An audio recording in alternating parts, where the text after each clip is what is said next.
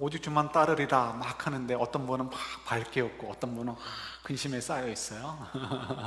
예, 오직 주만 따르는 것이 기쁘면서도 또 무거운 부분이 있기 때문에 그렇죠. 성가대원의 모습이, 찬양하는 그 모습이 어떻게 보면 우리에게 이렇게 메시지를 전달해 주는 듯한 느낌을 갖기도 합니다. 오늘 사실 주제가 오직 주만 따르는다라는 그런 내용과도 연결이 되어집니다. 샌프란시스코에 산다는 것이 좋은 면도 있고 나쁜 면도 있습니다. 좋은 면은 뭐 우리가 믿거나 말거나 뉴스에서 땡스기빙 때 미국 사람들이 가장 여행하고 싶은 곳 가운데 꼭 5위 안에 들더라고요. 여길 왜 오려고 하는지 모르겠지만 자주가 5위 안에 들어갑니다. 그런 곳에 사니까 좋은데, 한편으로는 또 불편함이 있습니다. 특별히 아이를 키우는 부모의 입장에서는 이쪽에 안 좋은 영향들이 너무 세기 때문에 아주 그게 은근히 신경이 쓰입니다. 예를 들어서 저 아들을 키우고 있는데 혹시라도 이놈이 동성연애에 대해서 너무 이렇게 거리낌이 없을까봐 걱정이 됩니다. 그래서 이제 우리 아이가 여자친구가 생기면 이제 그때 되면 마음이 놓일까 이런 생각을 좀 가져봤는데요. 그것도 그럴 수 없구나 하는 것을 깨닫게 되었습니다. 왜냐하면 제 아들놈 이제 그 엘레먼트리하고 초등학교하고 중학교까지 같은 학교 있었던 그 학교에 친구가 있는데요. 친구 부모들이 굉장히 공부도 많이 하고 굉장히 부유한 사람입니다. 부유하다는 거가 우리가 상상하는 것 이상의 부유함을 갖고 있는 사람입니다, 경제적으로. 그런데 그 사람들이 이제 언젠가부터 이렇게 부모님들 모임에 가면 부부가 같이 오는데, 이상하게 같이 왔는데 어느 해부터 따로 왔는 것을 발견하게 되었습니다. 왜냐하면은 그냥 이혼한 게 아니고요, 웬만하면 이혼했구나 생각하는데 이혼한 게 아니고요, 이 아빠가 갑자기 커밍아웃을 했습니다. 그래가지고 와이프한테 내가 당신을 사랑해서 결혼도 했고 애도 낳았지만 사실 나는 남자를 더 좋아해, 이렇게 해가지고 남자한테 갔어요. 그러니까 그걸 보고 나서는 야, 이게 우리 아들남이 나중에 커서 걸프렌이 생겨도 마음을 못 놓고 결혼을 해도 마음을 못 놓겠구나. 그래서 이 참 부담감이 떠날 수가 없습니다. 그래서 은근히 가끔 가다가 이제 이렇게 이성과 사는 것의 그 즐거움, 또 이성과 이렇게 교제하는 것의 즐거움을 슬쩍슬쩍 얘기를 해줍니다. 뭐 듣거나 말거나 이제 둘이 있을 때 얘기를 해주죠. 지난 주간에 저도 이제 아이가 이제 있으니까 이제 할로데이가 있어가지고 이제 한 어디를 이틀 동안 다녀오게 되었습니다. 아이가 또 12학년이라 스트레스 것도 좀 있고 하니까 좀 풀어주려고요 갔는데, 여행을 가면 아무래도 조금 이렇게 장난도 많이 하고 그러죠. 그래서 뭘 하면서 이제 셋이 이제 있다가 이제 제 아내랑 뭐 이렇게 이제 장난질 하다가 이렇게 이제 아들에게 얘기를 했습니다. 야, 여자랑 사는 게 이렇게 어려운 거야, 이렇게 얘기를 했어요. 그랬더니 또 아내도 지지 않고 또 바로 얘기하죠. 아들을 보면서 얘기합니다. 아들아, 남자랑 사는 게 이렇게 어려운 거야, 또 얘기를 합니다. 예, 그럴 때 우리 아들놈이 뭐라고 대답을 해야 됩니까? 아주 중요한 순간이죠. 근데 이놈이 아주 똑똑해요. 가만히 씩 웃고 마는 거예요. 그러면 각자 뭐 알아서 생각하는 거죠. 사실은 남자랑 사는 거나 여자랑 사는 거나 다 어려운 거죠. 왜 어렵습니까? 서로 다른 인격체들이, 다르게 살았던 사람들이 만나서 한 몸을 이루고 한 가정을 이루고 한 삶을, 라이프를 같이 살아가는 것이기 때문에 힘이 듭니다. 그럴 때 어쨌든 간에 중요한 것은 아이가 가만히 웃고 받아줄 때, 그것이 지혜로운 답이 될 때가 있다는 것을 이제 우리들이 알죠. 그러나 어떤 때는 야, 어느 것이 오라라고 부를 때 가만히 웃고만 있으면 아주 곤란할 때가 있는 거죠. 예를 들어서 여러분들 집에서 어렸을 때 아이들 이렇게 뭐 가르쳐 준 적 있으세요? 특히 한국 분들은 산수를 잘하잖아요. 수학을 잘해서 아이들한테 수학을 가르쳐 줄 때 보면요, 되게 속이 뒤집어지죠. 이것도 몰라? 근데 애가 너 이거 뭐야 라고 묻는데 씩 웃고 가만히 있으면 어떡합니까? 그러면 정말 정말 미치는 거죠. 그럴 때는 답을 틀리든 맞든 해야 빨리빨리 진행이 되는 거죠. 사람과의 관계 속에서도 그냥 웃으며 끝낼 수가 없을 때가 있습니다. 이럴 때 꼭 반드시 답을 해야 될 때가 있는데, 사실 어떻게 보면 오늘 본문의 내용이 그런 상황일 수 있습니다. 예수님께 사람들이 찾아왔습니다. 사람들이 찾아와서 질문을 하는 거죠. 그런데 요 의도를 잘 보셔야 돼요. 22장과 23장이 서로 연결되면서 우리가 좀 이렇게 좀 지혜롭게 보셔야 되는 것이 필요합니다. 지금 예수님께서 지금 예루살렘에서 마지막 한 주간을 보내고 계셔요. 이제 이후에는 바로 십자가에 달리실 거죠. 그러니까 굉장한 긴장감이 그 예루살렘 안에는 내포되어 있습니다. 언제 터질지 모르는 긴장감이 있는 거죠. 사람들은 예수님께서 예루살렘 입성하실 때 어떻게 했습니까? 호산나 호산나, 우리를 구원하소서, 우리를 불쌍히 여기소서, 이렇게 외쳤단 말이에요. 자기들의 겉옷을 벗어서 던져서 예수님이 밟고 지나가도록 하게 할 정도로 예수님에 대한 기대가 있습니다. 백성들은 지금 예수님께서 언제 메시아로서 등극하시며 혁명을 일으키실 것인가, 그거에만 주목하고 있는 거예요. 언제 예수님께서 깃발을 드셔서 로마 군인들을 내쫓고 다윗의 왕국을 새로 건설하시게 될 것인가, 언제 우리가 굶주림에 대한 또 어떤 외침에 대한 두려움이 없는 그런 영원한 나라가 이루어지게 될 것인가, 이런 기대를 가지고 예수님을 바라보고 있습니다. 그러니까 그런 긴장감이 있는 거예요. 그래서 예수님께서 깃발만 드시면 우리도 물불 가리지 않고 함께 예수님과 더불어 나아간다, 이런 생각들을 가지고 있던 그런 분위기가 있었던 때인 거죠. 그런데 이제 그런 전체적인 그 긴장감이 있고요. 또 한편으로 어떤 긴장감이 있냐면 오늘 본문에 등장하는 사람들의 긴장감이 또 다르게 있었습니다. 오늘 등장하는 사람들 보면 바리새인들과 헤롯 당원들이에요. 이 바리새인들과 헤롯 당원들은 같은 긴장 속에 있지만 전혀 다른 긴장을 가지고 있었습니다. 어떤 긴장이냐면 예수님이 메시아인 거가 반갑지 않은 거예요. 예수님이 메시아로서 오시게 된다면 얼마나 귀한 일입니까? 그런데 그들에게는 그것이 반갑지 않아요. 왜 그러냐면 자기들과 노선이 다르기 때문에 그렇습니다. 바리새인들이 주장하는 것과 예수님이 주장하는 것이 달라요. 헤롯 당원들이 주장하는 것과 예수님이 주장하는 것이 달라요. 그러니까 예수님이 메시아라 할지라도 나와 다르니까, 내가 가는 길과 다르니까 싫은 거예요. 일종의 기득권이라는 거죠. 그런데 내가 바꾸고 싶지 않다라는 거예요. 내가 익숙해져 있는 거 바꾸고 싶지 않다는 거예요. 내가 옳다고 여기는 것들을 뒤집고 싶지 않다는 거예요. 그래서 예수님을 어떻게 하면 엎드러뜨릴까, 어떻게 하면 무너뜨릴까라는 것 때문에 긴장 속에 있었습니다. 그런 긴장 관계 속에서 오늘 말씀이 이제 나누어지게 되는 것이죠. 오늘 등장하는 바리새인들이 자기들이 예수님을 꺾어야 되겠는데, 엎어뜨려야 되겠는데 어떻게 할까, 그러다가 자기들만 가지고는 안 되는 문제를 발견했어요. 요거는 너무 좋은 것 같다. 근데 그러기 위해서는 누가 같이 가야 된다? 헤롯 당원들과 같이 가야 되겠다 해서 헤롯 당원들을 초청을 해가지고 같이 예수님을 만나러 가게 됩니다. 왜 그랬을까요? 그 두 부류는 굉장히 이렇게 어떤 부분에서 굉장히 다른 관점을 가지고 있습니다. 어떤 부분에서 관점이 다르냐면 로마 제국에 대해서 관점이 다릅니다. 로마 제국은 뭐 외국의 이야기가 아니고 그들에게는 현실이에요. 왜냐하면 지금 그들은 로마 제국에 이렇게 정복을 당해서 로마 제국의 통치를 받고 있기 때문에 그렇습니다. 그런데 이 바리새인들은 로마 제국이 자기들을 통치하는 것을 원치 않는 사람들인 거예요. 어떻게 하든지 하나님께서 직접 통치하시는, 하나님의 말씀으로 통치되어지고 하나님의 그 이름으로, 그러니까 이 다윗의 후손이 왕으로서 통치하는 그런 나라를 꿈꾸는 것이 바리새인들이었습니다. 그러니까 바리새인들은 로마 제국이 싫은 사람들인 거죠. 또 반대로 이 헤롯 당원들은 벌써 이름에서 나오죠. 헤롯 당원, 그러니까 헤롯을 서포트하는 사람들인 거예요. 근데 헤롯 임금은 누구예요? 헤롯 대왕 때부터, 그러니까 아버지 헤롯 임금 때부터 로마 제국의 힘을 얻어서 왕이 된 사람인 거예요. 유대 임금이 된 사람인 거죠. 그러니까 로마에서 로마 황제가 카이사르가, 아우구스투스가 그래 너 임금 해먹어라 했을 때 이 사람이 왕이 된 사람인 거예요. 그러니까 이 사람의 아들들이 나라를 세 개로 쪼개가지고 또 세 아들들이 왕을 통치하고 있었는데, 이 사람들도 어떻게 해요? 로마 제국으로부터 끈이 끊기면은 자기들이 왕 노릇할 수 없는 사람들인 거예요. 유대인들도 아니고 이두메 사람들, 그러니까 에돔 사람들이란 말이에요. 그러니까 이 사람들에게 있어서는 어떻게 하든지 로마 제국과 계속해서 잘 유지하고 가는 것, 로마 제국이 튼튼해가지고 자기들이 계속해서 왕 노릇하고 어떤 기득권을 누리게 하도록 하는 것이 이들의 소망인 거죠. 그래서 이 사람들은 서로 반대에 있는 사람들이에요. 근데 이 반대에 있는 사람들이 와가지고 예수님께 질문합니다. 근데 그 질문하는 내용도 굉장히 정치적으로 민감하게 느껴질 수 있는 질문을 던지죠. 그래서 예수님께 묻습니다. 우리가 로마 제국에게 세금을 내는 것이, 가이사에게 세금을 내는 것이 옳습니까? 옳지 않습니까? 라고 묻는 거예요. 자, 그럼 여러분 벌써 답이 나오는 거죠. 내라 그러면 누가 난리가 나요? 바리새인들이 난리가 나고 바리새인들을 추종하는 일반 백성들이 난리가 나는 거예요. 어떻게 이 메시아로 우리가 기대하고 있는 예수가 이런 식으로 얘기를 할 수 있느냐라고 뭐 뒤집어지겠죠.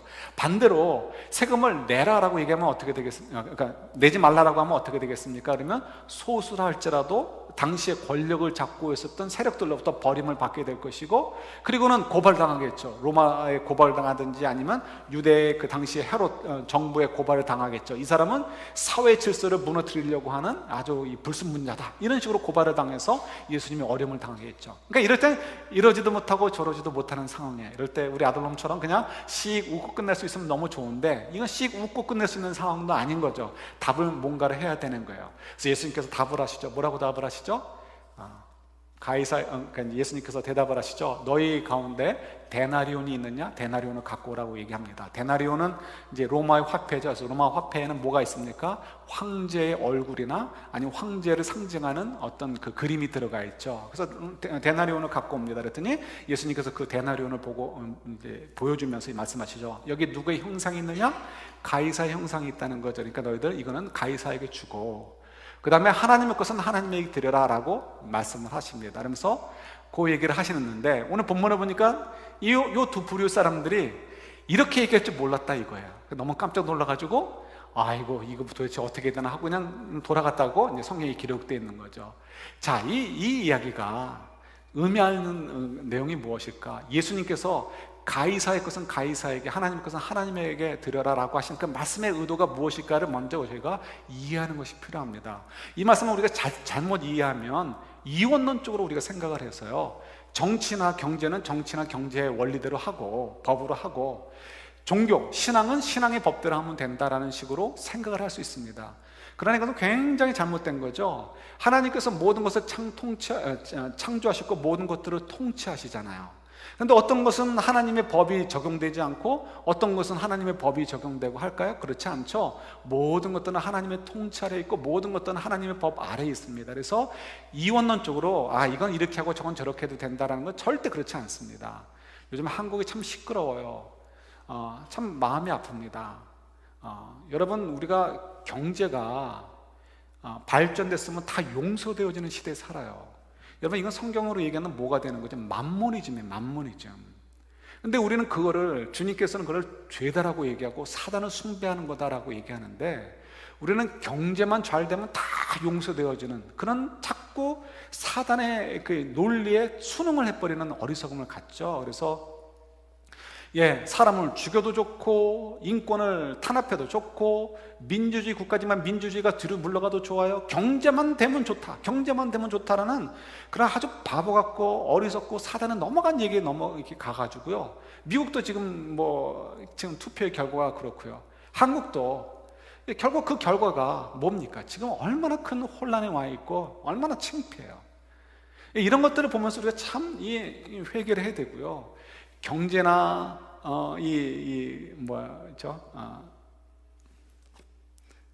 경제 말고 또 뭐 있었죠? 경제나 정치, 이런 것들과 이 신앙이 떨어져 있는 게 아니에요. 다 연합되어 있는 거예요. 우리가 투표를 할 때도요, 이 사람이 좀 더 사단의 논리에 가까이 가 있느냐 그렇지 않느냐를 가지고 투표를 해야 되지, 경제를 살리느냐 살리지 못하느냐를 가지고 투표하는 것은 이거는 옳지 않은 거예요.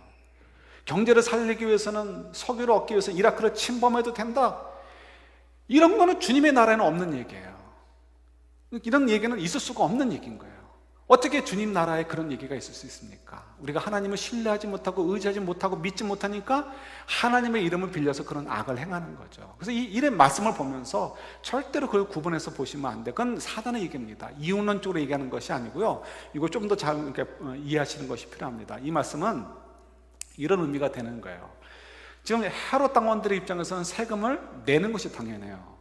바리새인들에게 있어서는 세금을 낼까 말까 고민해야 되는 상황이에요. 여기 나오진 않지만 열심당이라는 사람들이 있었습니다. 열심당원들에게는 세금을 내면 하나님 앞에 큰 죄를 짓는 거예요. 절대 안 되는 거예요. 그러니까 세금을 내서는 안 되는 거예요. 이런 것들은 지금 예수님께서 뭐라고 얘기하는 거예요? 너희들 알아서 하라는 거야. 각자의 판단에 따라서 세금을 내도 좋고 안 내도 좋고 그건 중요하지 않다는 거야. 그건 접어두고, 그게 중요한 게 아니에요. 더 중요한 건 그 뒤에 나오는 내용인 거예요. 하나님의 것은 하나님께 드리라는 그 말씀에 있는 거예요. 이 말씀의 의미가 뭐냐? 여러분, 이렇게 데나리온 가지고 예수님께서 말씀하시죠. 요 형상을 보라 이거예요. 가이사의 형상이 있는데 요 형상이 들어있는 것은 가이사의 것이니까 가이사에게 줘라. 이거 그냥 예수님께서 그냥 뱉은 얘기라고 생각하시면 안 돼요.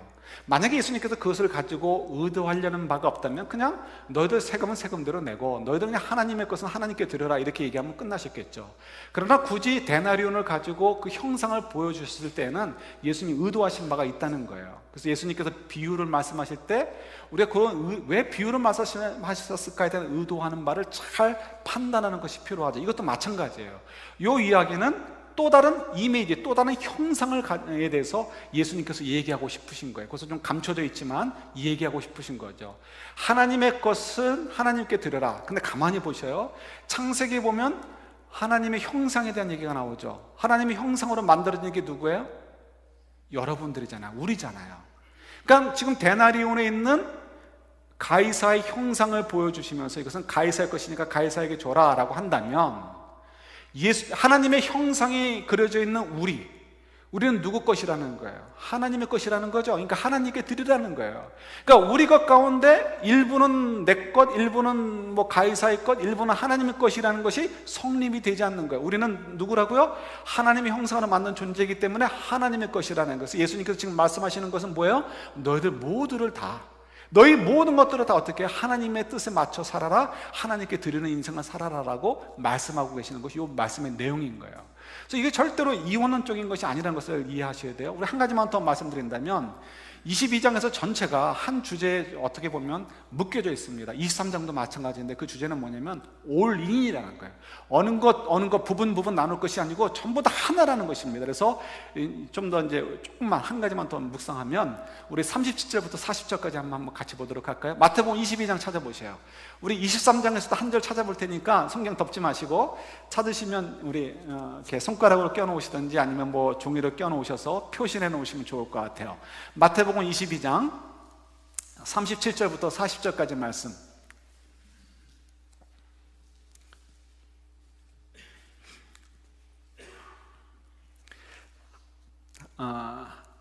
같이 봤습니다. 예수께서 이르시되 내 마음을 다하고 목숨을 다하고 뜻을 다하여 주 너의 하나님을 사랑하라 하셨으니 이것이 크고 첫째 되는 계명이요 둘째도 이와 같으니 내 이웃을 내 자신과 같이 사랑하라 하셨으니 이 두 계명이 온 율법과 선지자의 강령이니라. 아멘.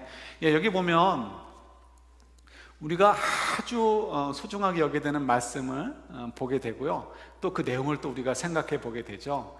오늘 말씀은 신앙의 에키스, 또 예수님께서 주신 모든 말씀의 에키스, 그리고 하나님께 주신 모든 율법의 핵심이 바로 요 30절부터 40절까지의 말씀이죠. 그래서 사랑의 이중 계명이다라고 얘기합니다.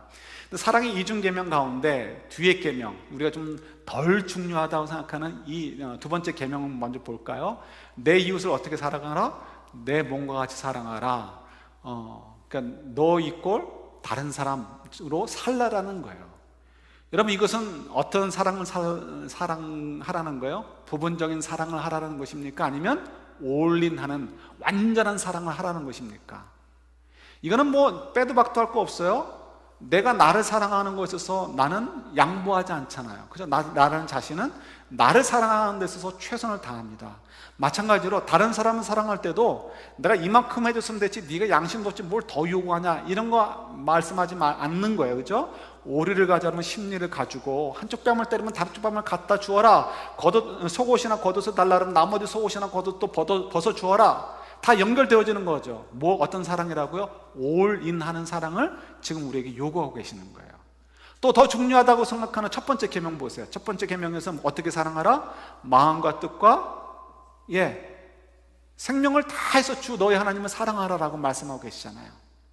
거기에서 그 말씀에는 정치나 경제는 떨어져 있고 종교적인 부분만 하라 이런 의미인가요? 그렇지 않죠. 모든 것들을 다 포함해서 우리가 생명을 다하고 마음을 다하고 뜻을 다한다는 게 무엇입니까? 모든 것을 다 포함한다는 것을 얘기하는 거예요. 그래서 오늘 거듭 말씀드리지만 이 말씀이 얘기하고 싶으신 것은 가이사의 것은 가이사에게, 또 하나님의 것은 하나님에게 드려라 라고 하는 것은 사실은 이원론적으로 생각해서 너희들 좀 feel free 해라, 마음 놓고 살아라 이런 의미가 아니라는 거예요.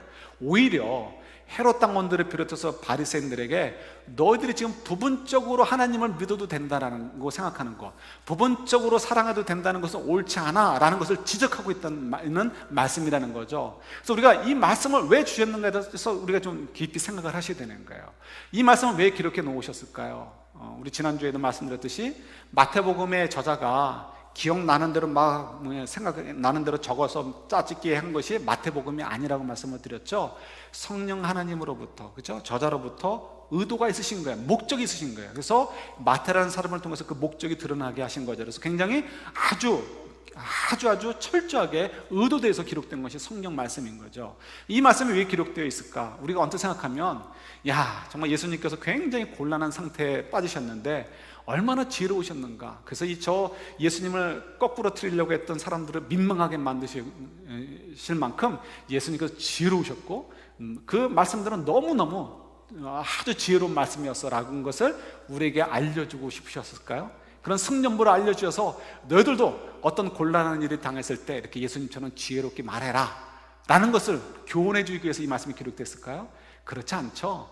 말싸움에서 이기고 지기는 것이 무슨 의미가 있겠어요? 그건 아무 의미 없습니다. 오히려 져주는 것이 이기는 거라고 주님이 말씀하시잖아요. 그러니까 여기서도 예수님을 이기려고 했던 사람들을 그런 말싸움에서 오히려 이기셨다는 것을 우리에게 전달해 주고 싶으신 것이 아닌 거예요.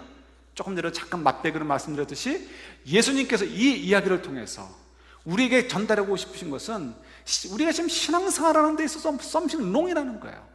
너무 뿌리가 깊어져 있지만 그러나 이 부분을 우리가 무너뜨려야 된다는 거예요. 바꿔야 된다는 거예요. 그것은 뭐냐면 부분적으로 신앙생활을 하려고 하는 거, 바리새인들과 헤롯 당원들처럼 부분적으로 신앙생활을 하려는 것을 좀 덮어버리고요, 전심을 다해서 하나님을 사랑하고 전심을 다해서 우리가 이렇게 신앙생활을 해야 된다, 그것이 참 믿음이다라는 것을 알려주기 위해서 이야기를 기록해 놓으신 거라는 거죠.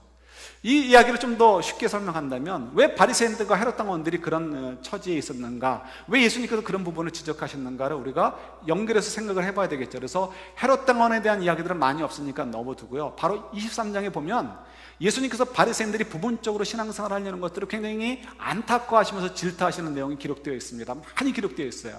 어떤 것을 가지고 이렇게 맹세를 하면 그 맹세를 안 지켜도 되고, 어떤 것을 가지고 맹세하면 그 맹세는 꼭 지켜야 된다. 근데 이 바보들이, 이 바리새인들이 참 바보같이 자기들이 결국 맹세라는 것은 여호와 하나님께 대해서 맹세를 하는 것임에도 불구하고, 뭐 예를 들어서 그냥 제단이면 안 드려도 되고 제단 위에 있는 금을 향해서 맹세를 하면 맹세를 지켜야 된다는 식으로 자기들이 빠져나갈 구멍들을 다 만들어 놓은 거예요. 내가 이만큼 했으면 이만큼은 안 해도 된다, 이만큼 했으면 이만큼은 안 해도 된다는 식으로 부분적인 신앙생활을 얘기하는 거죠. 그러나 예수님께서 말씀하시는 거죠. 신앙생활이라는 그것이 절대 그럴 수 없다라는 거예요. 우리가 우리 좀 이따도 또 한번 잠깐 묵상하겠지만, 하나님과 우리의 사랑의 관계는 그런 관계가 아니다라는 것을 가르쳐 주시는 거죠. 그래서 이 바리새인들의 이 부분적인 신앙생활을 바로 잡아주기 위해서 23장에서 많은 얘기들을 하시는데요, 그 아주 핵심적인 거 한 가지만, 한 절만 한번 보도록 하겠습니다. 23장이니까 우리 23절 한번 찾아볼까요? 23장 23절.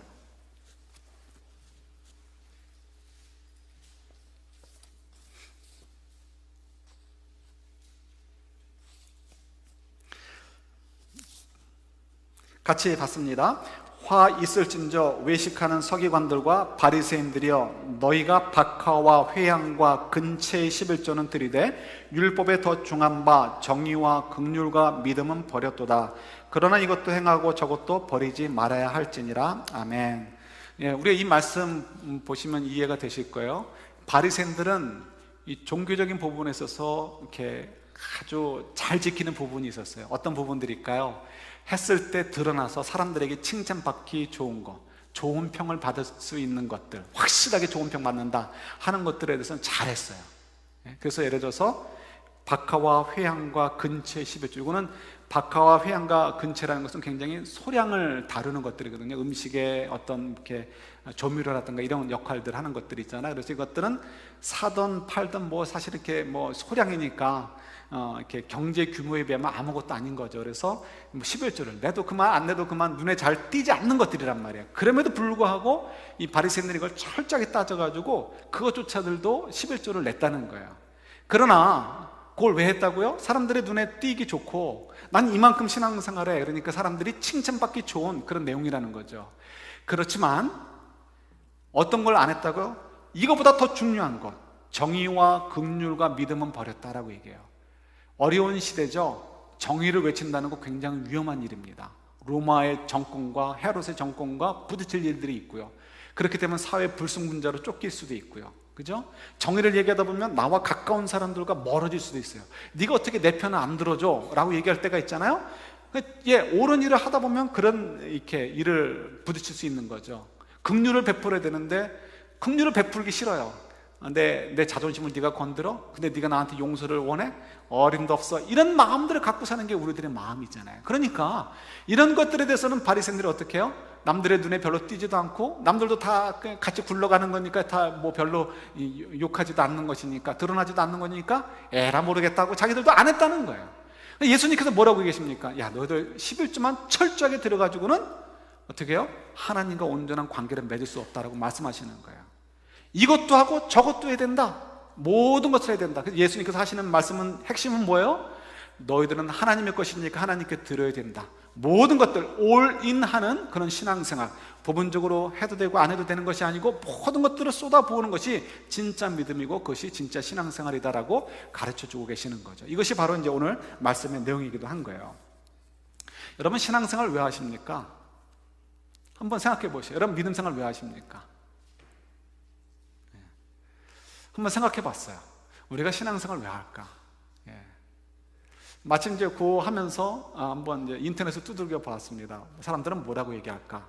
어떤 이게 커뮤니티에서, 어떤 이제 그 인터넷 커뮤니티죠, 안에서 어떤 한 젊은이 같아요. 젊은 아이가 질문을 했습니다. 이제 공유하는 데서 게시판에 공유를 하면서 다른 사람들도 보면서 답을 좀 해달라고 하는 거죠. 그럼 자기도 왜 믿는지 모르겠다는 거예요. 이제 이 사람의 이야기는 그렇습니다. 젊은이인데 엄마 아빠가 이제 교회를 나가요. 독실한 크리스천이라고 합니다. 근데 자기는 절대 100% 퓨어한 무신론자라고 자기는 소개해요.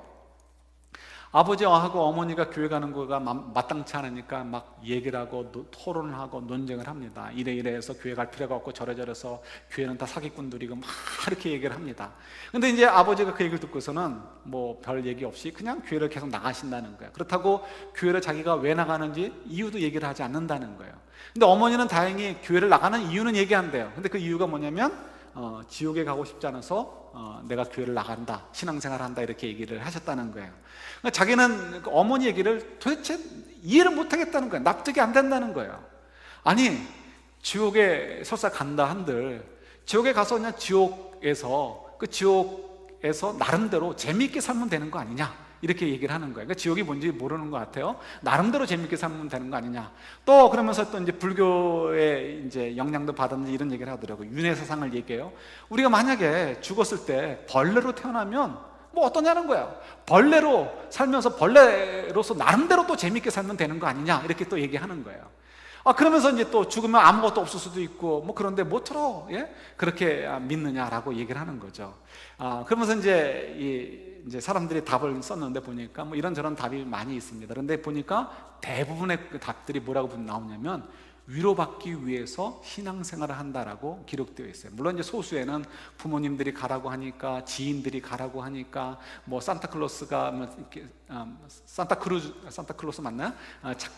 맞나요? 그 사장 산타 할아버지가 착한 일 하면 이제 이렇게 선물 주니까 그런 기대감을 가지고 착한 일을 하려고 해서 하나님께 상 받으려고 한다, 뭐 이런 이제 것들을 써놓기도 했는데 대부분의 것들은 위로받기 위해서라는 거예요. 만약에 우리가 하나님으로부터 위로를 받기 위해서 신앙생활을 한다고 한다면 우리가 올인할 필요가 없어요. 우리가 필요한 부분에서만 하나님께 위로를 구하면 되니까요. 또 제가 생각할 때는 그 다음에 많은 이렇게 포션은 이거 같아요.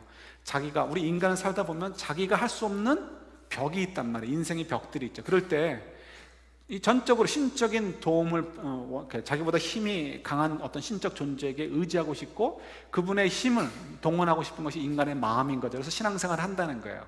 그럴 경우에도 우리가 올인할 필요가 없어요. 그냥 적당하게 부분적으로 신앙생활하면 되고 부분적으로 만족하면 되는 거예요.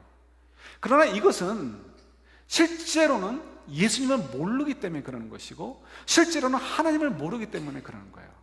하나님이 어떤 분인지, 우리가 어떤 존재인지를 안다면 그럴 수 없다는 것을 우리가 깨닫게 되어지죠. 왜요? 하나님은 우리의 창조주십니다.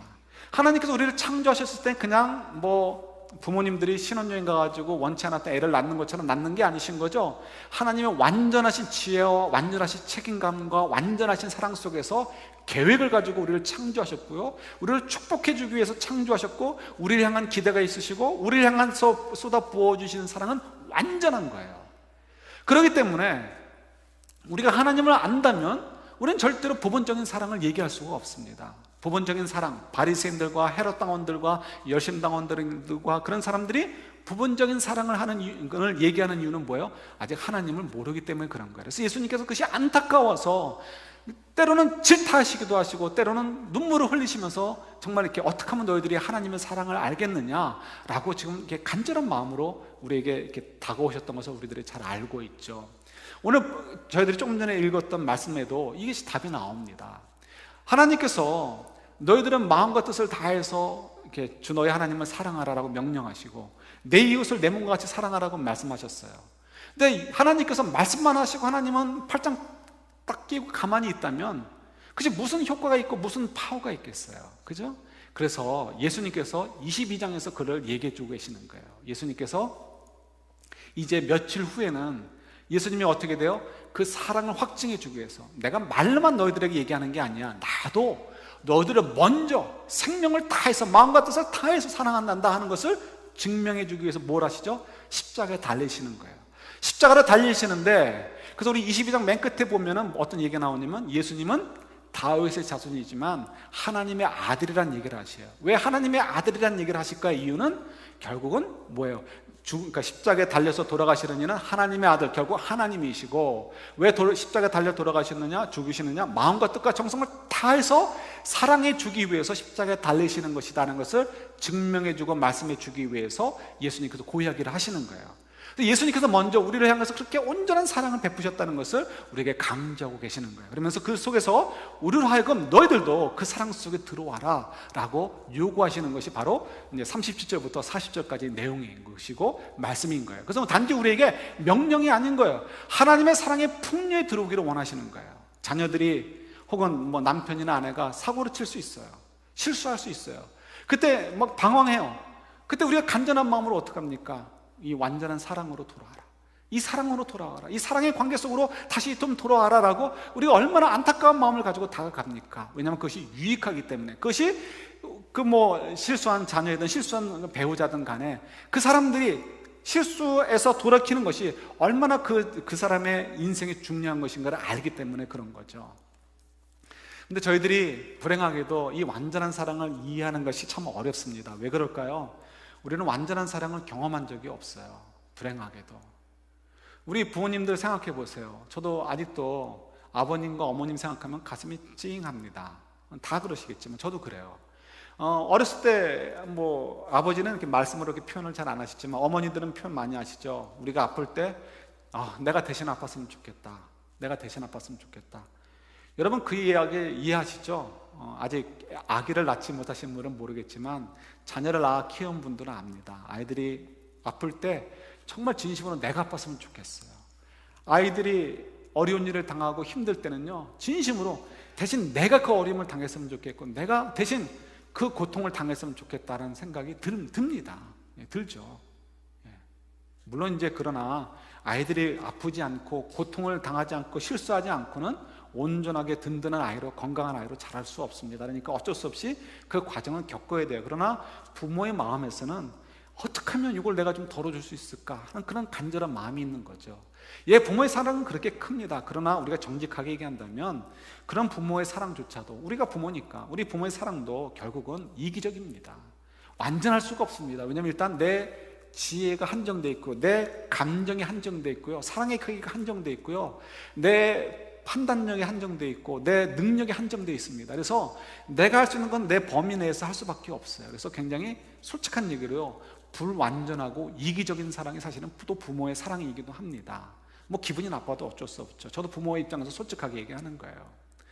그런 속에서 살았기 때문에 우리가 아무리 건강한 가정에서 아무리 정말 좋은 부모님 밑에서 살았어도 우리가 언젠가는 우리가 기억을 하든 못하든 부모로부터 좌절감을 느낀 적이 있을 것이고요, 부모로부터 차감을 느낀 적이 있을 것이고, 부모로부터 심지어는 배신감을 느낄 수도 있습니다. 그것이 우리 잠재 속에 있는 거예요. 그러니까 우리가 완전한 사랑이라는 것을 꿈꾸지 못하는 거예요. 우리가 이렇게 부모의 사랑만이 아니고요, 밖에서도 사람들과 사랑을 주고받고 잘합니다. 그것이 우정이 됐던 이성 간의 사랑이었던 간에. 그러나 그 속에서 어떻습니까? 우리가 좌절감을 느끼게 되기도 하고 불편함을 느끼기도 하고 또 어떤 불락을 당하는 것을 경험하기도 합니다. 그러면서 우리도 모르게 배신감을 느끼게 되고요. 그래서 어느덧 우리 마음속에는 사랑이라는 것은 어느 한도다라는 거예요. 어느 한도라는 것. 그래서 이 이상은 내가 주면 내가 마음에 상처를 받지, 그러니까 내가 이 이상은 하지 말고 이만큼만 하자라는 것이 우리 속에 누군가가 다 가지고 있어요. 다 가지고 있어요. 정직하게 얘기하면 이것이 정도의 차이는 있지만 누구나 다 있다는 거예요. 그러나 결국 이건 뭐죠? 불완전한 사랑 속에 우리가 살고 있고, 불완전한 사랑은 우리가 스스로 타협하면서 그것이 정당한 것으로 여기고 살고 있다는 거예요. 그러니까 우리의 신앙이 하나님 앞에 온전하게 나아가지 못하는 이유가 여기에 있어요. 그래서 주님께서 이 22장을 통해서 우리에게 가르쳐주고 싶으신 것은, 야, 너희들 좀 제발 나에게 온전하게 헌신해라, 이런 단순한 차원이 아니고요, 하나님의 사랑이 너희들에게 온전하게 다가가지 않느냐, 너희도 그 온전한 사랑 속에 들어와라 라고 말씀하고 계시는 거예요. 안타까워서 우리가 전도할 때, 우리 지난주에도 젊은이들이 왔었는데 친절을 베풀려고 하는데요, 조심스러워요.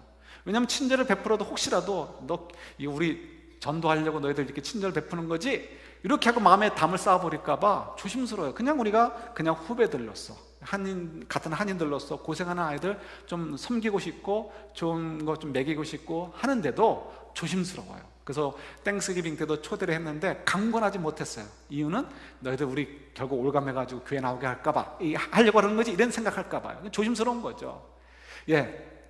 그러나 우리 마음속에는요, 솔직한 얘기로 할 수만 있다면 이분들이 예수님의 사랑을 좀 경험할 수 있으면 좋겠다는 마음이 간절히 있어요. 이분들이 가능할 수만 있다면 예수를 믿어서 그 믿음 때문에 교회를, 우리 교회가 아니라 할지라도 한국에 돌아가면 한국에 있는 교회를 할지라도 교회 나갔으면 좋겠다는 생각이 간절하게 있어요. 왜요? 예수님 외에는 구원의 길이 없고, 예수님 외에는 참된 인생의 행복이 없고요, 예수님 외에는 참된 만족이 없고, 예수님 외에는 참된 사랑이 없기 때문에 그래요. 예수님 없이는 어떻게 우리가 온전한 사랑을 누릴 수도 없고 그 사랑의 즐거움을 가지고 살 수도 없기 때문에 그래요. 그러니까 이런 사랑을 모르니까 우리가 불안해요. 이런 사랑을 모르니까 우리가 불만이 생겨요. 이런 사랑을 모르니까 우리가 불평하게 되어지고요, 이런 사랑을 모르니까 내 능력으로 뭘 해야 될 것 같아서 자꾸 속이고 감추고, 그리고 내가 머리 쓴다라고 해서 눈에 뻔히 보이는 잔머리를 굴리는 그런 정말 이렇게 아주 정말 유치한 삶들을 우리들이 살아가는 거예요. 이런 삶을 사니까 어떻게 해요? 가정에 들어와서도 그렇게 우리가 표현할 수밖에 없고요, 직장에 가서도 그렇게 표현할 수밖에 없고, 그러니까 어느덧 우리가 가정이 점점 더 흔들리게 되어지고 사회가 점점 더 흔들리고요. 대통령의 문제가 아니에요. 기독교인들이 빛을 잃었기 때문에, 짠맛을 잃었기 때문에, 복음의 능력을 잃었기 때문에 그래요. 기독교인들이 이런 참된 사랑, 온전한 사랑을 모르기 때문에 한국의 가정들이, 우리 이민사회 가정들이, 미국의 가정들이 흔들리고 있고요, 미국 사회가, 한국 사회가 흔들리고, 경제면 무조건 이거가 되어지고 경제면 다 용서되어지는 이런 악하고 악한 것들을 자랑스럽게 얘기되어버리는 그런 시대가 되어버린 거예요.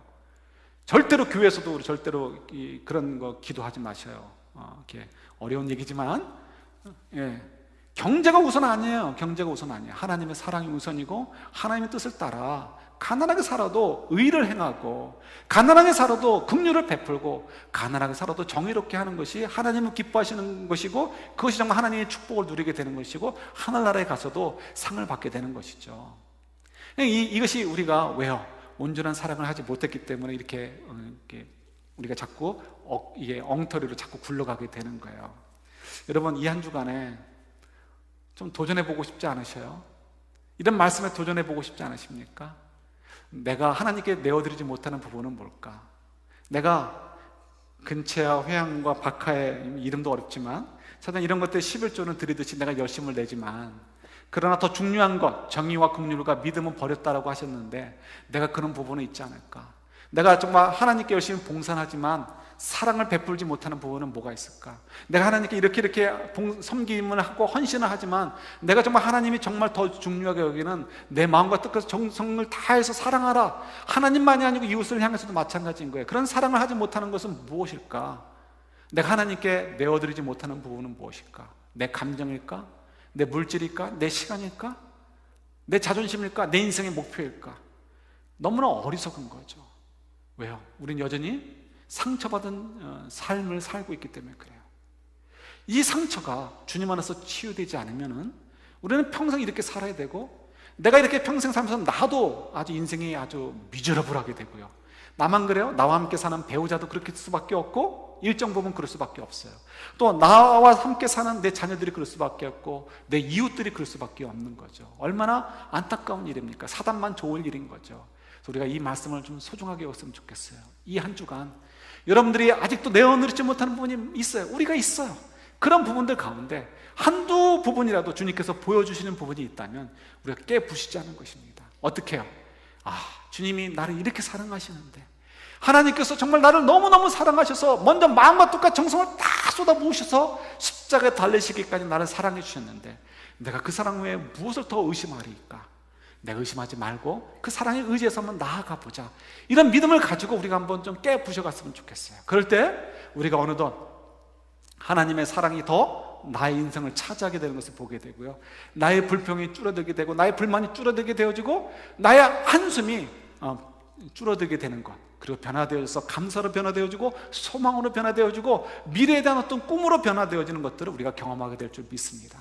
이 한 주간 저와 여러분들 그냥 부분적인 신앙생활에 만족해서 하나님 나 또 이만큼 했어요, 그러나 나머지는 모른 척 해주세요 하지 마시고, 어떻게든 이 모른 척 해주셔야 하는 부분까지도 정직하게 끄집어내서 하나님의 사랑 앞에 내어놓고, 그런 말미암아 하나님의 사랑으로 온전히 덮여져 가는 그런 한 주간, 그런 멋진 인생들로 우리가 또 함께 나아가는 귀한 저희들이 될 수 있기를 우리 주님의 이름으로 축원합니다. 아멘.